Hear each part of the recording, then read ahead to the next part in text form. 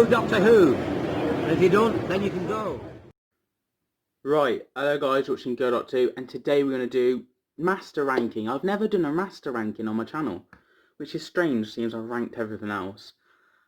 Yeah, so today we're going to do the master ranking, the worst to best in my opinion, and yeah, let's get on to it. So, Peter Pratt, I think it is called, and Jeffrey Beavers, they're the disfigured, destroyed dot masters, you know, they're weirds, and I think the fact that they don't look like the master and the fact that they are different, and yes, they're on the grasp of survival and they're trying to survive in their new forms and new faces.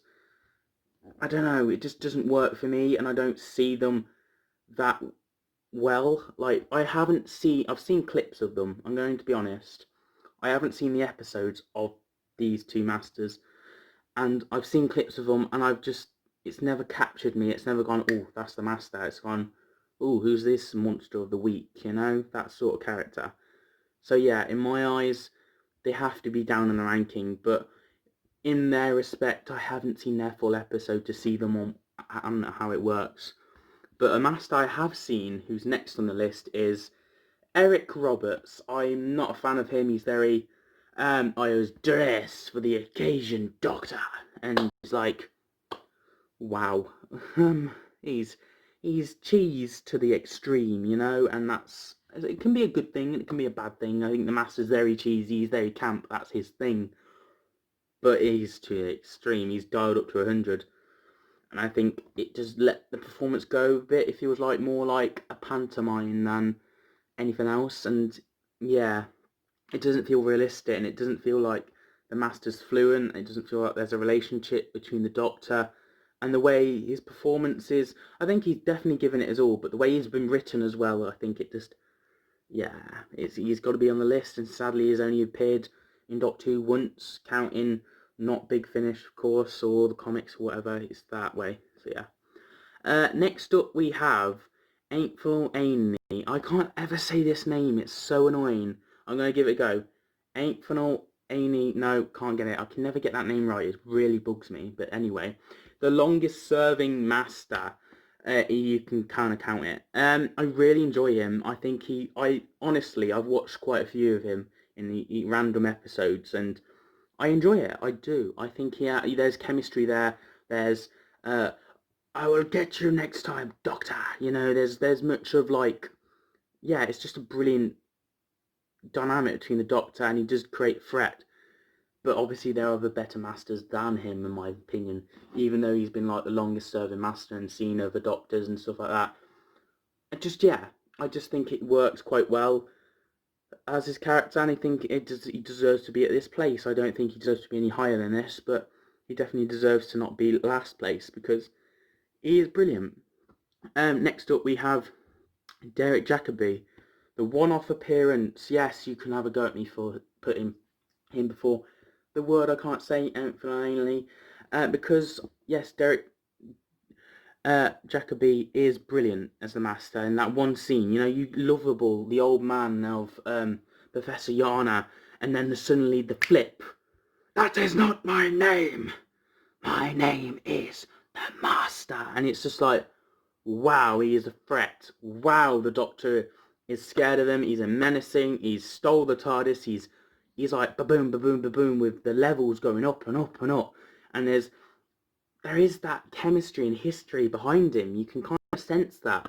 And I think he performs it so well within that little scene towards the end of the series. And I think it's brilliant we got him as we did. And I think, yeah, I have to put him up this place, even though I've heard he's even better in Big Finish. I'm never going to listen to Big Finish. It's not my thing. But yeah, incredible. Wow to that. Right, next up we have Sacha Dhawan. Yes, Sacha Dhawan is incredible. You know, his performance is very, very eccentric and very camp and very much like Eric Roberts, but better. You know, I think there is a menacing and scare factor between Sacha Dhawan. You never know what he's going to do next, which is like Missy. And I just feel like it's an ongoing amazing thing to happen. and I just enjoy it so much. So yeah, you never know what he's going to do next, but in a good way. So yeah, he's got to be on the list for me. Next up we have Michelle Gomez, the first female master. Hey Missy, you're so fine, you are on top of the list, and let's go sort of way. You know, Missy is incredible. She is like, I'm gonna kill you in a minute. And you're like, okay, I'm dead. You know, this is it. This is how I go. You know, and 1 minute she's got this series arc of turning good with that Peter Capaldi giving more chemistry with the Doctor than any Master's ever had in my eyes. And that arc of turning good is such a brilliant way to perform it. And I just really enjoy it. And now, at second place, everyone's going to hate me for this. Roger Delgado, get it right. Jeez. Yes, Roger Delgado at second place. He's not in first place. What you doing, Connell? Why are you doing that? Why are you putting him at second place? Everyone's going to hate you in the comments now. It's my ranking. I love Roger Delgado. I think he's brilliant. He is the way to play the Master. He is the definition of the Master, and sadly, his actor that played him, this Master, has died in a tragic way, an accident, and we could have got more of the Master. And I think it's a brilliant way. I think he's a brilliant villain. He's a recurring one for Jon Pertwee, and a rival, and you can sense the history there within the characters. And yeah, it's like the Doctor accepts, you know what, you're my arch enemy, well played, you know, he's like that, and it's brilliant. So yeah, he's got to be on the list. And at first place is John Sim. Yes, John Sim is incredible. He's brilliant. He's the Master. He's evil. He's corrupt. He's everything and above. He's escaped from death once or twice here and there. Missy, you will never stand with the Doctor. He's killed his own incarnation of Missy, and he's brilliant. He's evil. He's calculated. He's willing to wait 10 years in a disguise to trick the Doctor and present his companion in a Cyberman form, Mondasian Cyberman form, and he's willing to do all that, and he's brilliant. Everything he does. And he even has a bigger threat than the Doctor towards the end of time with Rassilon, you did this to me all of my life, with the drum beat and the insaneness. And when he gets rid of that for the Doctor Falls, he's full on mode. And yeah, it's just brilliant. He's just brilliant. He is the ultimate Master.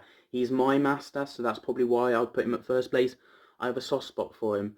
I bloody love the man. And I've actually met him in real life, so it even increases it even more. I met him after Doctor Falls, and he was brilliant. And he said he would return, but it feels like they want to go in a different direction.